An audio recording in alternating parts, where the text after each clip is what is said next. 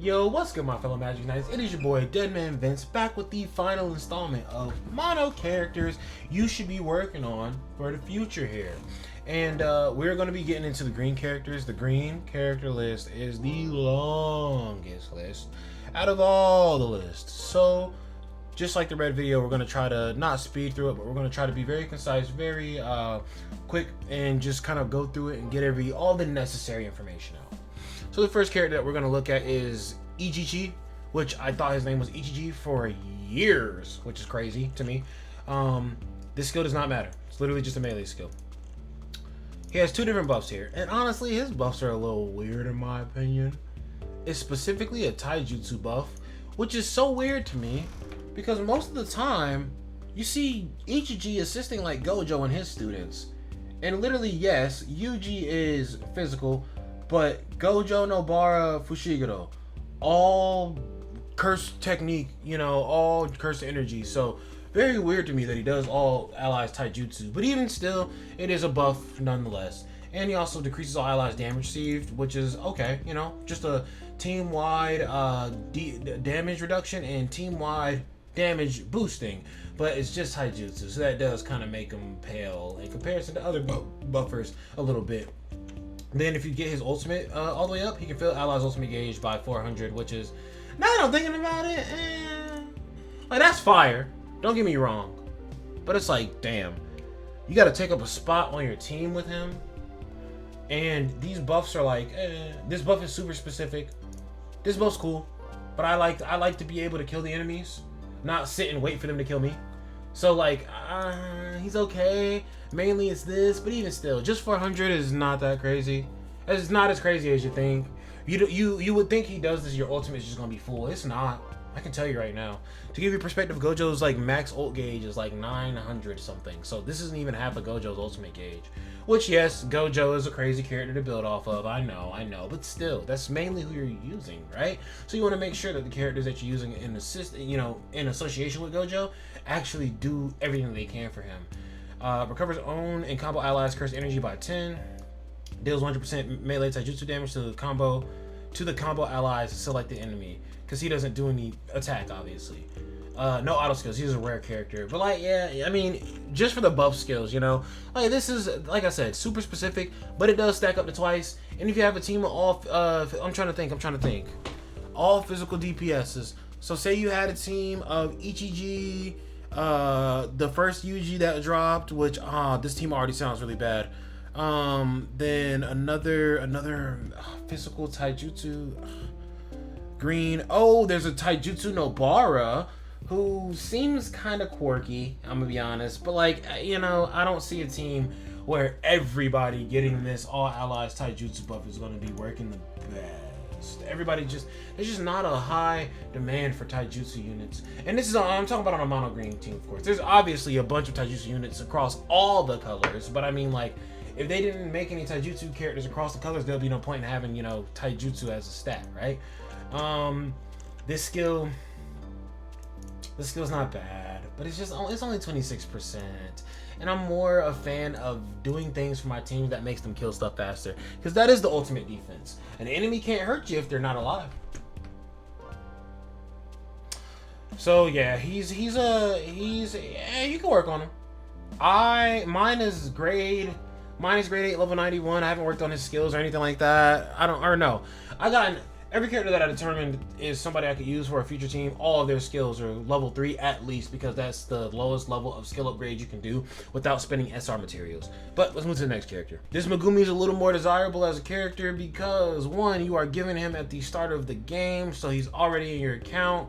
The melee damage we don't really care about, but he does have an opportunity to do more melee damage if you do activate Divine Dog, so that's always a nice touch with Fushiguro characters. The real reason why you want Fushiguro is because his skill 2 has an over 100% chance to stun at level 1. If you get it all the way up, it's level 1. It's a 180% chance to stun, which is absolutely ridiculous. But since it's such a high stun chance, it costs 10 more energy than Inumaki's stun skill, which maxes out at 145.6%, I believe. Then he also has the chance to stun you with his ultimate as well. This does start below This does start below 100%, but it is an ultimate, so understandable. It does still go back up to 139.3% though. So Fushigro's ultimate has just as good a chance basically to stun as Inumaki's stun skill, but then the stun skill in place of Inumaki's stun skill for Fushiguro costs 10 more curse energy, but has a much higher chance to stun off rip and down the road. Recovers own and allies curse energy gauge by 10. Yeah, so that probably goes up to 20 whenever you get it like full duped. But I mean, he's a rare character, so you can definitely get him full duped. He's the first character they give you. Absolutely, you can get him full duped. So this Fushiguro could be a solid choice. He's kind of like on that Inumaki kind of like he's kind of like the red Inumaki. He's like that rare case where it's just like, see what I did there, rare case. It's like that rare case where you're just like, he's a stunner, it'll work, but he has the 2 stuns. So like, you're just focusing him for the stun. The characters are starting to amp up a little bit and starting to get a little bit better. Now we have Momo Nishimaya, and Momo's skill 1 is useless. It's literally just some shitty single target damage skill. But what really is good is her buff skill right here, which increases all allies damage dealt by 68.7%, which honestly, I was about to say, she may be better than Nanami, and I might want to throw her in now, but I don't have this skill worked on all the way yet, so I'll keep Nanami at the time being. And plus, Nanami's skill still does stack up to 4 times. But even still, this is a really good buff, though. 68.7% is really good, really competent. And also, she gives herself evasion status for 1 turn, so that helps her to not die, which gives her extra survivability. You know, support characters always need extra survivability. Then if you get this skill all the way up, she only has an 86% chance to stun, but it is a chance to stun all the enemies, which I still like it to be over 100% or like 95% or something like that, but I'm willing to let the stun chance be within the range of 80 to 100% if it's on everybody. Then, because if it's 100%, it is kind of unfair. Then her ultimate also is another stun chance, but if you get it maxed out, it's just an 80% chance once more. But it does deal damage to all the enemies, so a little bit of extra damage that can help you out. And she gives herself evasion. If you combo ult with her, she's increasing somebody's break damage. We love break around here. And she actually has an auto skill. At the start of each turn, increases 1 random enemy's damage received by 6.7% for 2 turns. Which seems kind of useless, but it still does have some use. It's a very tiny percent, but when you consider all of the different percents that are going to be working off of each other to give you that experience of big damage from your characters, this will also be a helpful factor as well. I realized I'm only 7 minutes into this damn video, or 8 minutes, and literally the first few characters were kind of like no-brainer, easy to explain, kind of like, okay. This dude. He is very... Gakuganji is his name, right? Yes. Yoshinobu Gakuganji. He has a very unique skill set, I will say. And he is a varied debuffer slash... Buffer? Is it? Let me see.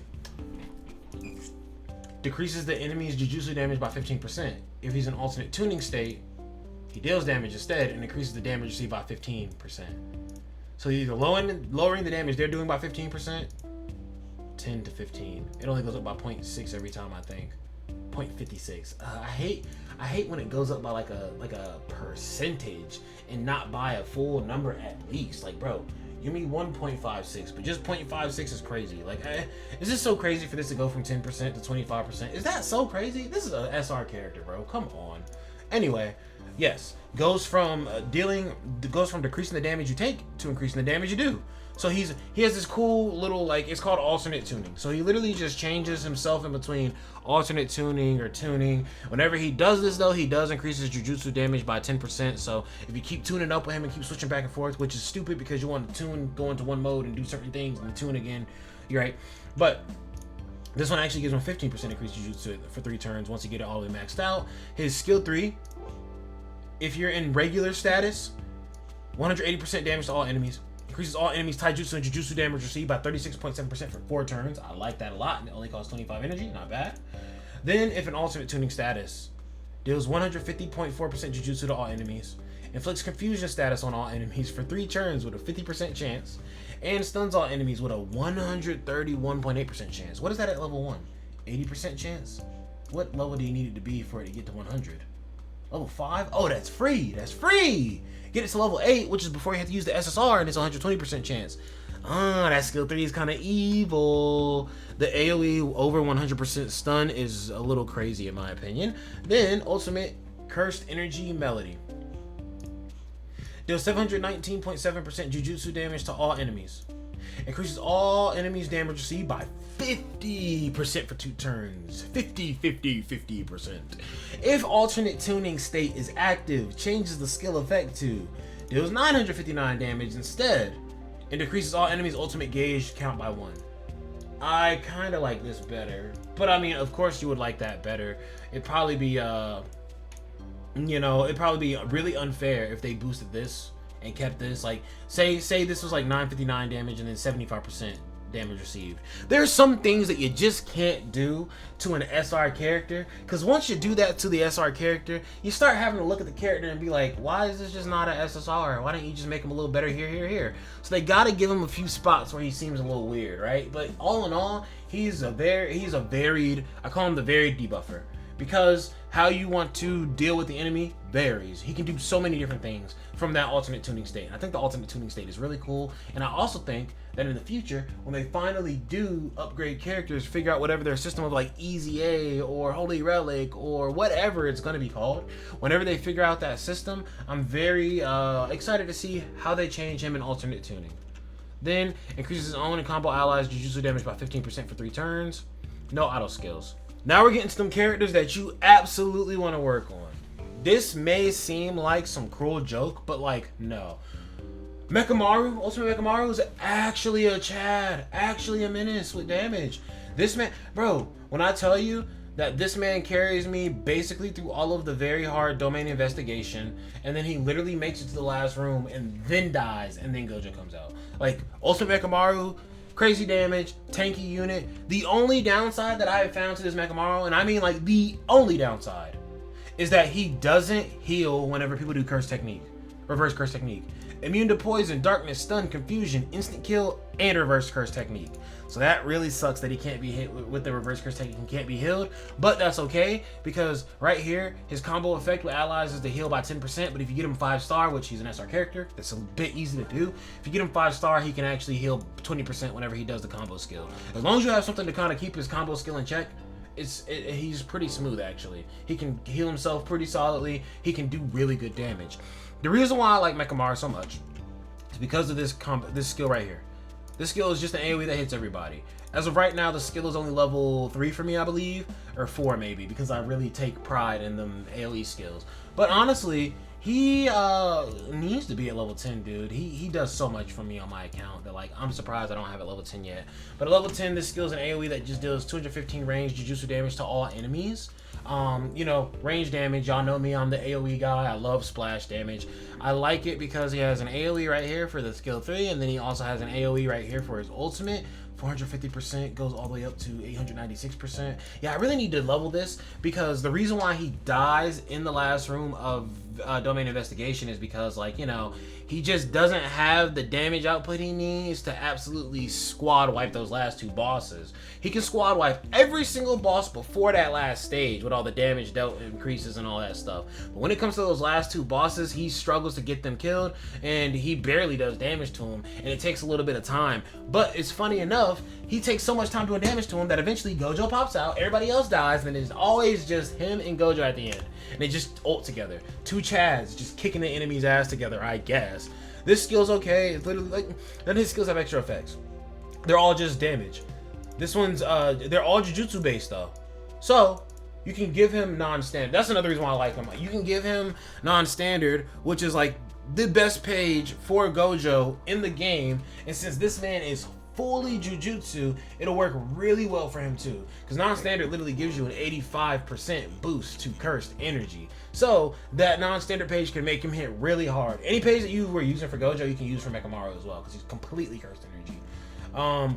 But even though all these skill effects are really basic, he does the damage. If you guys have watched my streams, if you guys have watched my videos, you know Mechamaru is a menace. Like, y'all shouldn't be surprised that he's on the list right now. Mechamaru has been carrying low-key. When I was waiting to get like another DPS besides Gojo, Mechamaru was a DPS, and then eventually I got all the other DPSs. And it's funny, I have all these other DPSs. Mechamaru is still the one who's getting used a lot, and a lot of those other DPSs are SSRs. At the start of the battle, grants poison immunity, instant kill, resistance, poison resistance, darkness, stun, confusion, and reverse curse technique immunity to self. But yes, Mechamaru is actually a Chad damager. And guys, we're not at that point anymore where I'm talking about characters who are like, like I've used this man enough that I'm just kind of like, no, absolutely, you need to work on this man. If you have him, if you're struggling for other DPSs, you're gonna need a green DPS in the future. Yeah, just work on this man. Hollow Purple Gojo is gonna be, another DPS you get in the future, but he's gonna be after Yuta, I hope. They have been switching around the schedule and everything, so we don't know when Hollow Purple Gojo is coming. So, hey, all the more reason maybe to work on Mechamaru, just so you have something strapped up. All right, guys, the next character we're gonna be talking about is Hollow Purple Gojo, Mr. Catch These Hollows himself. It's just that Gojo effect, man. Every time Gojo drops in the game that you do want to summon for that character, he is always going to be an oddity in the game, no matter what. He does Black Flash, of course, leaves the field after 7 turns, of course. When Black Flash is performed, increases his own critical hit rate. His skill 1 is actually a melee move, but all of his other skills cost only 1 energy, so really any skill you can do any turn if you feel like it. Deals 421.1% melee taijutsu damage to selected enemy. Critical hit chance, great. Okay, so I was like, what are the like ratings on these critical hit chances and stuff? Because like it always says boost critical hit rate, but there's not an actual stat for critical hit rate. So I always wonder what they mean by that. But decreases the selected enemy's taijutsu damage and jujutsu damage by 15%, which is okay. Gives everybody else on the team a little more survivability, so he is good for that aspect. The debuffs is not bad. Skill 2. Increases the selected enemy's damage received by 30% for 2 turns, and that's up from 23.7. 30% for 2 turns. Increases the selected enemy's damage by 10% for 1 turn if they're type disadvantage against Gojo. And then, or honestly, I don't even think that's what that means. I think that just means they take type disadvantage in general. So say Gojo's in a dungeon where an enemy is type disadvantage to red. If you have a red character on your team and Gojo is hitting with the skill, I think the red characters will deal more damage anyway. And then he increases his own damage by 70.1%, but that does kind of suck because he can only do it 2 turns, so he can only stack it on himself once. Characters number of turns for how many times a buff lasts. If it's for other characters, if you do it before the other characters in the rotation, then it is true, like it will stack up to 4 times. But if it's like the character themselves, so what do I mean by that? Yaga's buff. Since Yaga's in the front of the rotation, everybody on the rotation behind Yaga can legit have 4 of his buff in 1 turn, but at the end of that turn, if they do their attack, it's going to go away, and by the time you go to check that character, it's only going to show you 3 buffs at that point. But with Gojo buffing himself, since this only stacks 2 turns, Gojo can only give himself 1 stack of this, which kind of sucks. But the damage received increase does help quite a bit. Then the skill 3 increases own break damage by 100% 1 time. Deals 362.4% range jutsu damage to selected enemies, 4 hits, and then decreases the selected enemy's damage by 15%. So not only are you decreasing the enemy's damage, but you're also getting that break damage up. The break damage, like I've been saying, man, like in my past few videos, like break damage is actually a lot more fire than I've been giving it credit for. I don't really like to focus breaker units too much, but like now I kind of am, and it's paying off. It's like break does help out quite a bit in battle, because you got to think break is giving you 2 free extra turns in a fight, so not bad.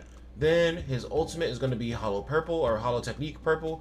It just deals 2000% range jutsu damage to all enemies, decreases all enemies' ultimate gauge count by 2, and he leaves the field. So this Gojo works in a way where he either leaves in 7 turns or he just leaves when he does his ultimate. No shenanigans where you can use the ultimate and he stays out until the 7 turns. Like no, he's going after that. Hollow Purple, no way. Increases own and combo allies critical hit rate by 40% for 3 turns, so that's actually really good. And I think that's just that 1 dupe. So if you get dupes in him, not saying chase for dupes, but if you get dupes in him, a nice little lucky coincidence, you will be boosting this as well. And then 100% jujutsu damage to all enemies. Strategic retreat. At the start of battle, grants strategic retreat status to self for 7 turns, and that just means once strategic status expires, he leaves. So strategic retreat is literally the same as escape, except for it has the, when he does his ultimate, he's going to leave as well. Limitless technique. At the start of battle, grants attack immunity to self. So a very overpowered character. I do like that the other Gojo's buff stacks an extra turn, but Gojo's the type of character that you can't let him build himself up too much, or it'll just be an absolute massacre. So it makes sense that this is only for 1 turn, especially considering that this is giving a damage received increase and damage boost. right? So this character, another very good character that you should be saving for, summoning for, and he should be coming after Yuta, or after Yuta, it should be red Yuji, and then it should be this green hollow purple Gojo. The last character that I want to say is like a definitely like, yo, pick this up, is this green Mahito here. Now, the reason why I say save for him is because he is a free-to-play character. You can get him from the same place that you get Hanami and Jogo. And honestly, I just want to urge you to not buy Hanami as soon as you can. Hanami is an incredible kind of like tank type of character. I feel like Hanami is probably the closest thing to a tank type of character, and she's not even a tank, I don't think. Does that rhyme? I don't know. But Mahito is an incredible attacker character, and he's free to play. He can pretty much do his domain expansion, right? And then when he domain expands, he can instant kill on like all of his skills, except for this one right here, because this one's just a buff. But like a character who can just instant kill for you, the stronger that they are, I'm pretty sure the better the instant kill chance goes. And also, he gives enemies type disadvantage to green if they aren't type disadvantage to green. So that's actually pretty crazy for like a mono green team, which it doesn't matter for the mono stage, right? Because everything's gonna be type disadvantage to green, or theoretically it should, right? But you should be able to use like a crazy green DPS if you don't have an option for another DPS, or just use Mahito himself and give enemies that type disadvantage to green and then try to instant kill. I don't know, like I feel like he just opens up a lot of different things to you, right? Because that chance to instant kill, you can kind of just play with that and see if you actually get it to pop off. So right here, while the domain is active, depending on Jujutsu and enemies and remaining HP, instantly kill the enemy. So depending on your actual Jujutsu stat itself and the enemy's remaining HP. So the lower you get the enemy's health, the easier it is for the instant kill to pop off. This skill deals 200% range taijutsu damage to a selected enemy. If the enemy does not have weakness to green, changes the skill effect to deals 200% range taijutsu damage to selected enemy as type that is selected enemy has weakness to. Attacks without a type when selecting an enemy without weakness. Oh, never mind. So it's not even that it makes green characters hit stronger. If he is fighting somebody who doesn't have a disadvantage to green, he attacks them like he is advantage anyway. So he's like Gogeta from Dokkan, right? He's like he crits everybody, or type advantage against everybody, or attack super effective against all types. Is that what it's called? Yes, I think so. This right here grants miniaturization to himself and fills his own ultimate gauge by 270. But also, while his domain is active, grants deals 224% melee taijutsu damage to the enemy. Has a weakness to. It was 224.3% melee taijutsu damage as a type that the enemy has a weakness to. There we go. Attacks without type when selecting enemy without a weakness. Increases the selected enemy's taijutsu damage received by 20%. And depending on Jujutsu and HP, or the enemy's remaining HP, chance to instant kill the enemy. So literally, this isn't even an attack skill, but like once you get it up, it turns into an attack skill and has a chance to instant kill. This absolutely has a chance to instant kill before you even go into domain expansion. But then maybe it has a higher chance to instant kill once you do go into domain expansion. But like, yeah, no, this Mahito is an absolute menace. That domain expansion is absolutely scary. Increases own and combo allies Jujutsu damage by 10% for 4 turns. At the start of each turn, if own HP is 70% or below, or cursed energy is 40% or above, and own cursed energy is 40% or above, recovers HP by 8%.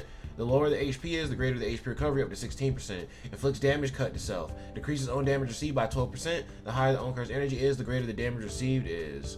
Decreased up to 24%. So this Mahito is absolutely disgusting, and again, he is a free-to-play character that if you are saving your Phantom Medals right now, as soon as he drops, you should be able to get him. So, absolutely safe for this Mahito, and I say that even more so than Hollow Purple Gojo, just because he's free, so like, you have control over getting him. With the Gojo banner, you don't have control over getting Gojo unless you have 7,500 crystals saved up right now. This Mahito, even if you don't have the 1,500 Phantom Medals, he will always be there. You will always be able to get him. So I always think that he is a wonderful choice to go for. But you guys know how these videos go. Let's get into the honorable mentions for Mono Green. So I've never used this Megumi, but he's on the JP version, and I was kind of watching a video on him a little bit, and he seems kind of cool. Basically, he is a debuffer, and he can summon the divine dogs to pretty much offload the damage that is coming his way. Like literally when Divine Dogs pop up, they have like a little health bar that's like a certain percentage of Fushigato's health, and whenever Fushiguro takes health, some like 35% of the damage dealt will go towards Divine Dogs, something like that. So I think that's actually a really cool effect. Gives him a bit of extra tankiness. They're starting to get very innovative about how they make characters tanky and whatnot, because it's not just necessarily, oh, more defense, because they don't have defense. Rather, they have to depend on their techniques to give them that extra layer of security.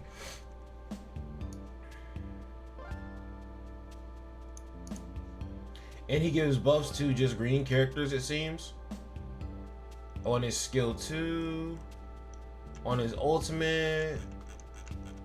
Like, I'm just not fully reading through these kits because I'm just like, this man is I think this is the latest character to drop in JP before the anniversary. So I don't 100% know his kit, and honestly, I'm probably not even going to summon for him, or at least I want to wait to see how the global version goes a little more before I decide if I'm going to summon for him or something like that. Because like I said, every time I summon for a character in my list of characters that you should be summoning for, I will kind of come back, update the list, go over my new findings, see, you know, does that change or not. But he just seems like really cool, you know.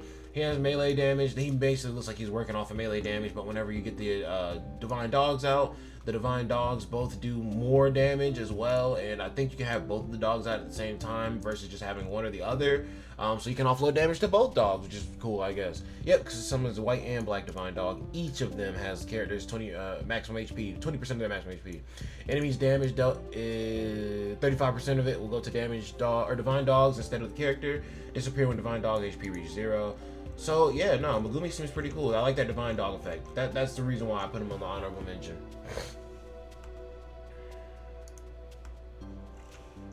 Then the last character that I have in honorable mentions is just this Maki, because she just seems like a very competent taijutsu DPSer, and she increases the selected enemy's taijutsu damage received right there. That's really good. 30.1% extra taijutsu damage received, effective for green attacks. So she's not just doing that for herself, but other green units who are using taijutsu in their skills as well. This skill right here increases all enemies taijutsu damage received by 15%, and it's an AoE. Yes, it's an AoE. The less enemies in the wave, the greater the damage boost is. So I like this because it's like you have all these enemies and it's an AoE that can do good damage to them, but the less that the enemies are there, the more damage this does to just the one enemy, which I think is really smart, because it gives AoE skills usability in all cases versus just like you know, trying to kill multiple enemies case, which sounds like you wouldn't need an extra that use case of fighting a single target enemy as well. But if you're looking for a skill that's strong, but because, you know, AoE skills typically I feel like are scaled down in damage because they hit everybody versus just hitting one person. So it's nice to have that little boost to it, the ramp up. Skill 3, large spinning attack. Increases own break damage by 300%, increases own critical hit rate by 100% for 3 turns, and then deals 181.3 melee taijutsu damage to select the enemy.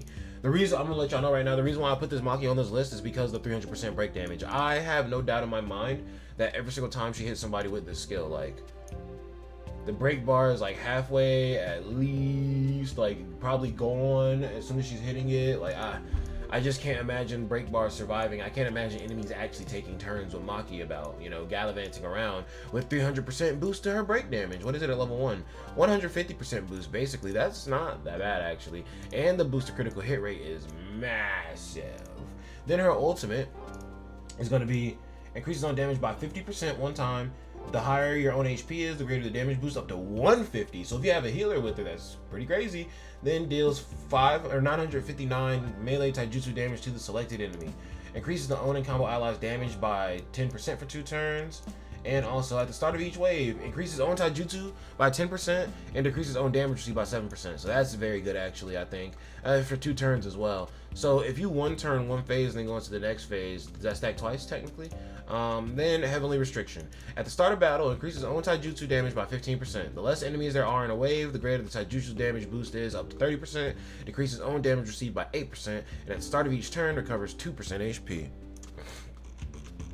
So yeah, guys, just another maybe, you know, because I could, looking at her kit, I wouldn't be upset with you if you summon for her, because she does seem really cool actually. I like that break damage a lot, and I want there to be really good taijutsu DPSs, because there's so many cursed jujutsu DPSs. But guys, that is it for my picks on mono green characters that you absolutely should be working on, and then some other characters that, like, if you had them, I wouldn't be surprised. And yes, I do think that they're a good fit, right? But that's gonna be it for your boy DeadmanVince. hopefully this was helpful for you guys, insightful for you guys, gave you some little bit of extra information or something like that.